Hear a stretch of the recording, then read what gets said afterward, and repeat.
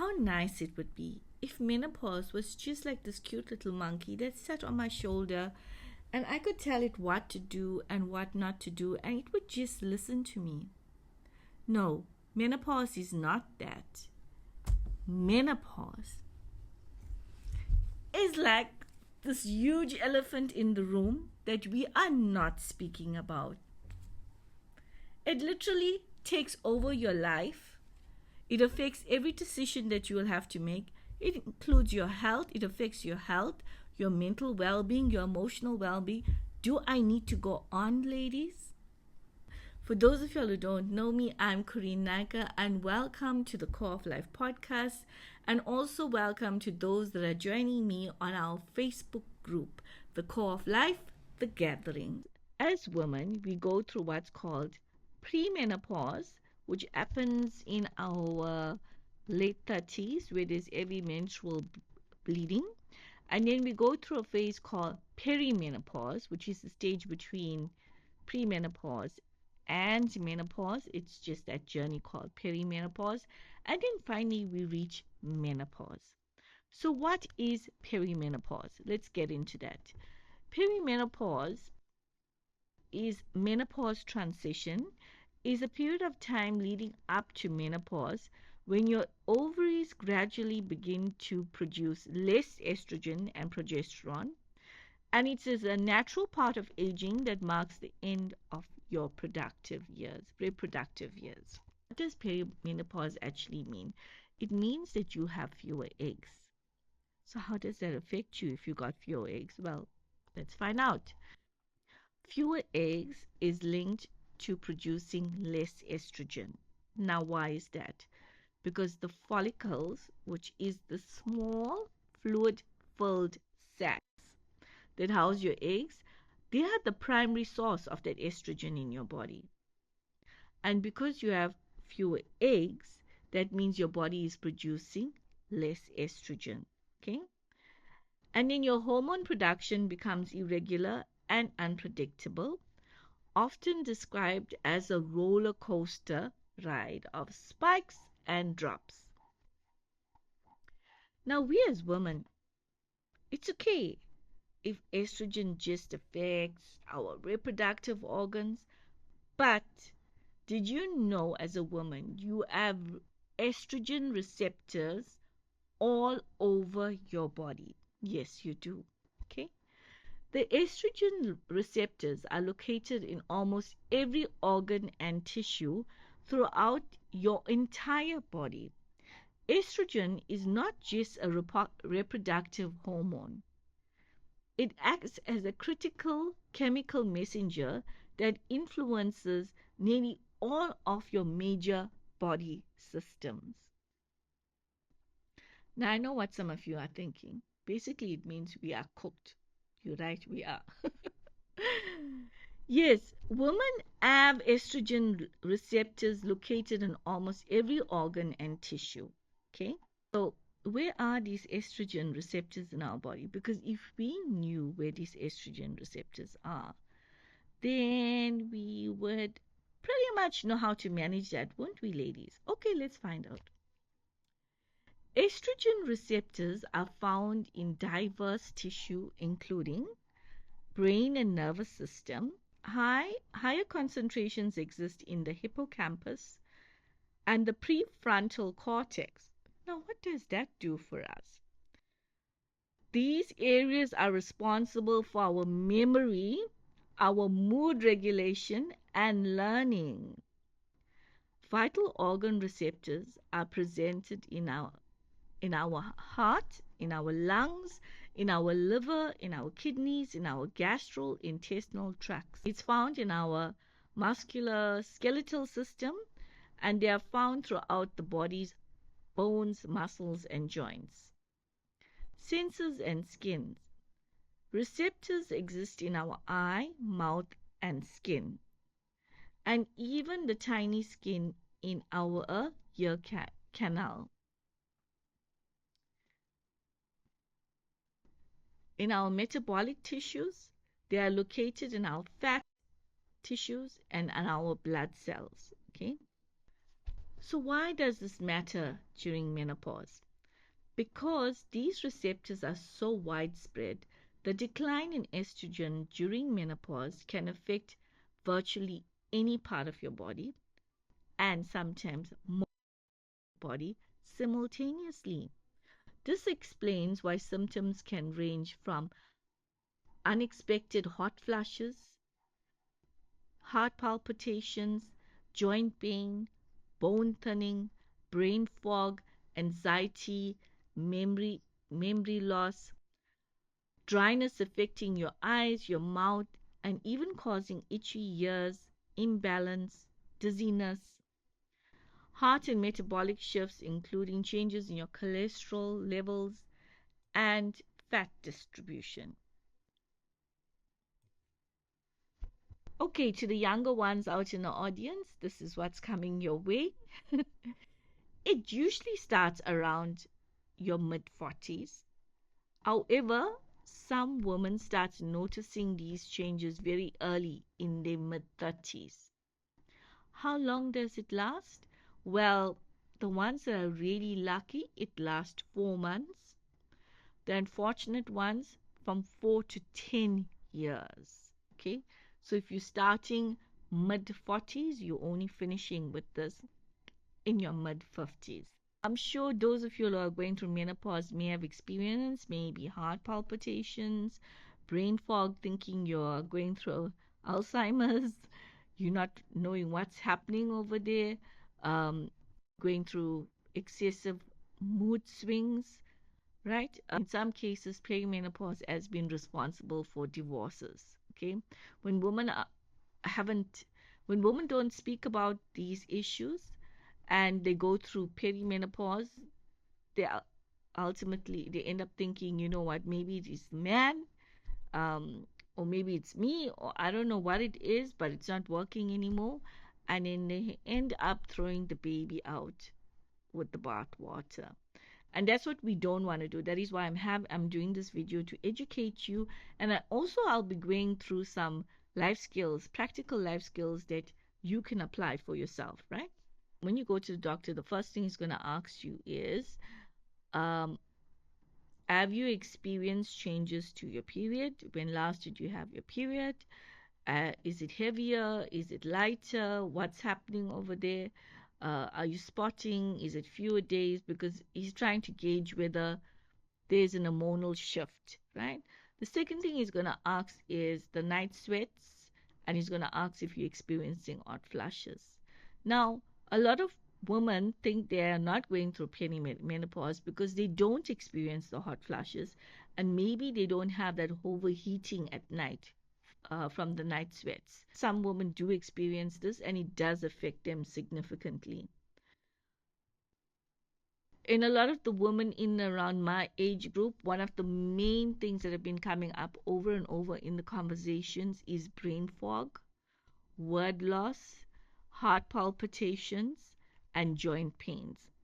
Very rarely do I have somebody like literally having a hot flash in front of me, but those are the four significant symptoms I'm seeing with my friends, with my family when it comes to perimenopause. Okay, so sometimes you may not have your period and you might think that you are in perimenopause, but there will be that one sneaky egg that's still there, and a lot of women get trapped by this because they go off the birth control, and lo and behold, surprise, surprise, in their 50s, they are having another baby, an unplanned pregnancy, but a blessing from God nonetheless. So please ensure that you are still uh,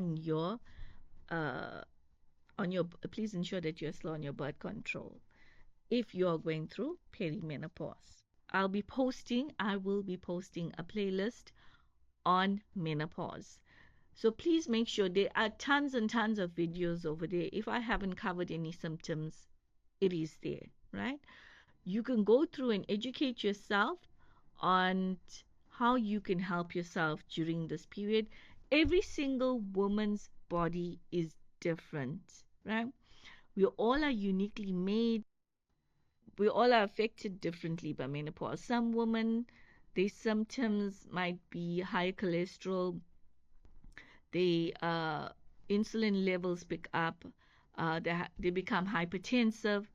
Other women, um, and then some of them put on weight, some of them lose weight, and some of them their body is not producing enough insulin, right? Um, so everybody's body is different, so there's no one size fits all solution here. This is your journey and it's something that you will have to work out for yourself. However, towards the end of this video, I will be sharing what worked for me and what has worked for some women out there so it can help you as well, right? When a woman is going through perimenopause, she often complains of weakness. As you can see, that might be affected by insulin or a blood pressure rising and falling, right? Dizziness, which we spoke about in your inner ear, the canal has got an estrogen receptor, lightheadedness, all her energy, sometimes leaving a body where it literally feels as though if the earth is a magnet and she's standing there, everything is being drained out, right? Through menopause, you gotta plan ahead and think strategically as well. You don't want your blood sugar level just spiking all the time and dropping. We don't want the spikes and crashes. So what we are looking for is like food that will keep us going and slowly release that insulin into our body, right? And in the videos to come, I will be sharing some videos of what's been working for me and other women out there, right? Also, fluctuations can cause sudden drop in blood pressure, especially when standing, leading to a faint, oozing feeling, right? During a hot flush, blood vessels dilate rapidly to release heat. This can divert blood flow away from the brain, potentially causing a moment of being close to fainting, right? So we've got the estrogen receptors in our inner ear helps maintain balance. As the levels drop, that system becomes unstable, causing dizziness and vertigo. Right? Hormonal shifts can hormonal shifts can overstimulate the fight or flight response, triggering cortisol and adrenaline release and leave you feeling wired, then suddenly exhausted or crashed. Okay. If you are continuously bleeding, which does happen sometimes, because in your late 30s you might have the thickening of the lining around your uterus, and that might lead to you bleeding heavily. And sometimes when you're bleeding heavily, you become anemic, and when you become anemic, then your body's trying to produce more blood clots to stop the bleeding, but because you're so anemic, it doesn't stop, right?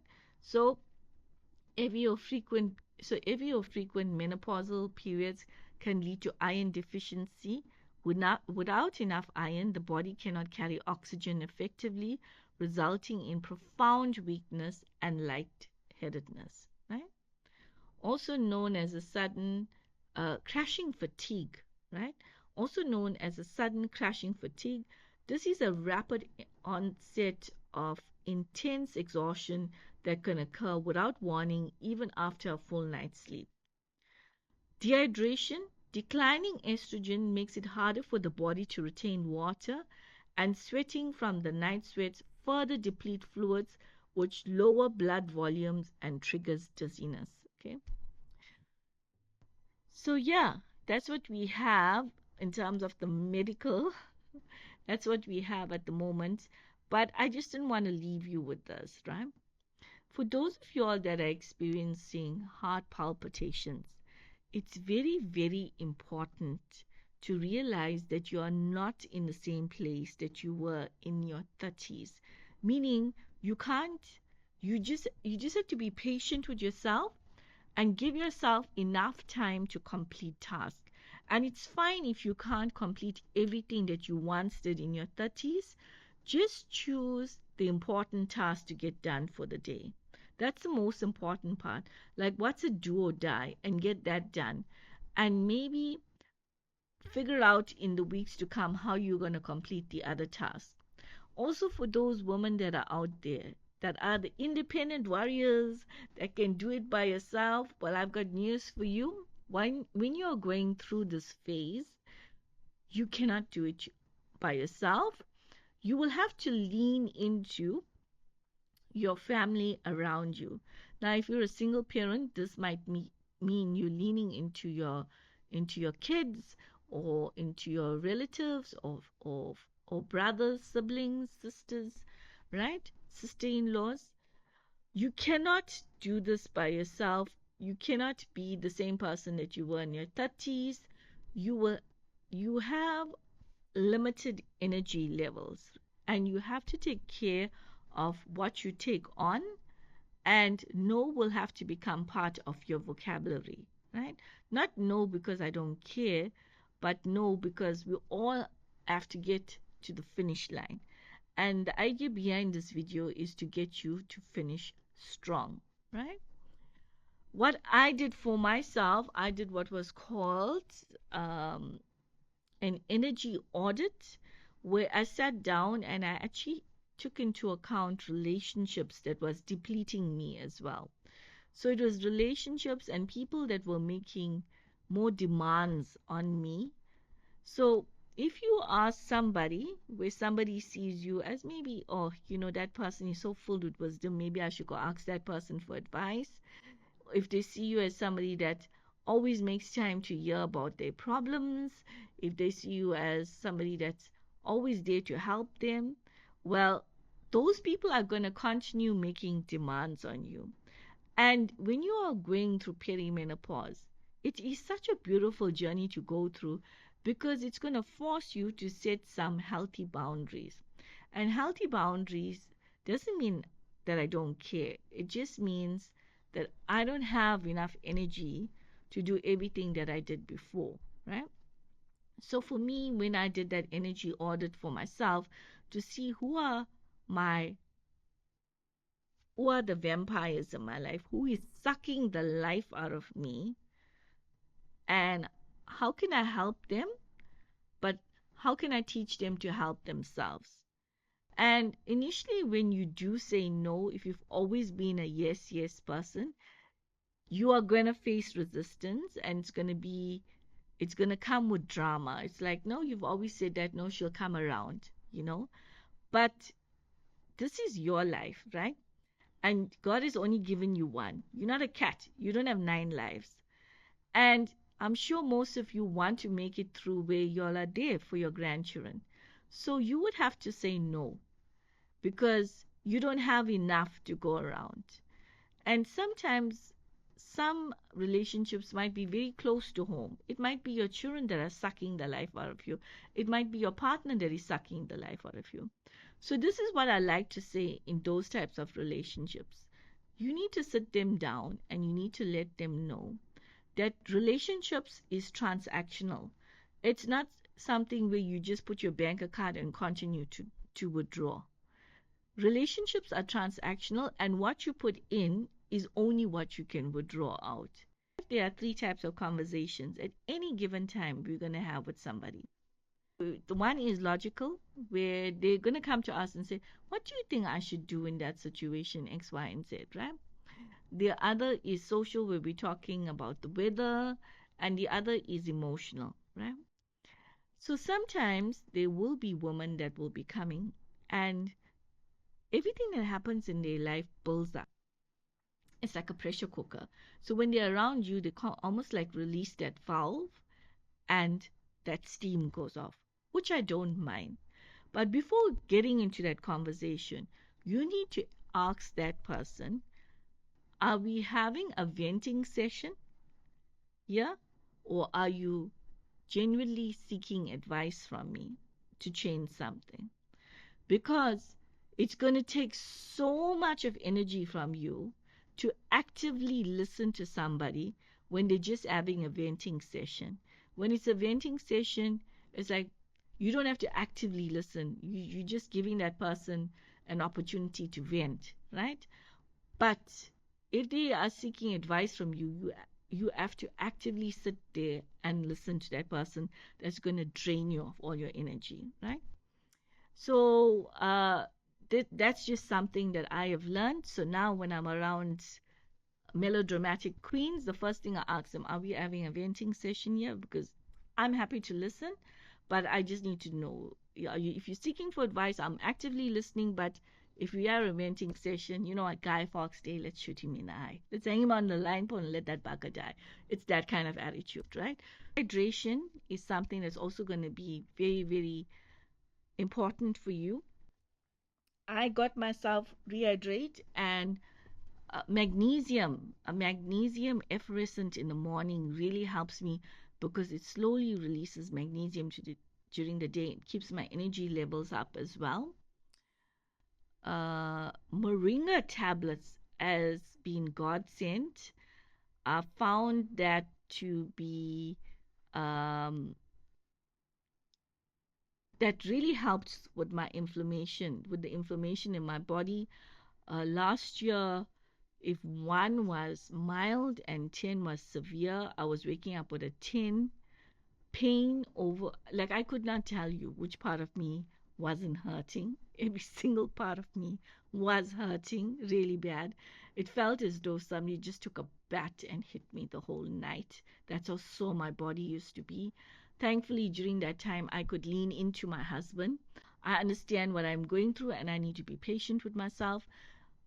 If you are a woman working in an office environment, we work in a man's world. And sadly, brain fog and word loss, well, what is that?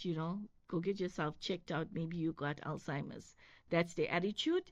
So so what I found worked for me is having a notepad because sometimes when I'm in consults with a client, I've really got a brilliant idea. And then when they are through talking, it's like, oh, that idea is gone. It's gone into an abyss. And as much as I'm trying to pull it out, and I'll go like, oh God, what was that? What was that thought? I really had a brilliant idea, and it's like it's gone. It's blank, right? So I found that what's written down really helps me. Having a structured day helps me as well.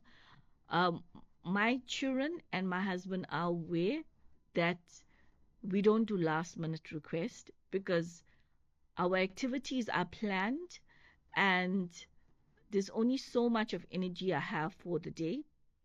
Uh, the nap, even if it's a 1 hour nap, it helps so much uh, in re-energizing my body, right? So I make in my 30s, it's like, what is nap? I like nap when I'm dead. Now it's like I need that nap, right? You're going to experience extreme muscle loss. You don't want that. Invest in a stepper, invest in some weights. I will go through maybe in another video.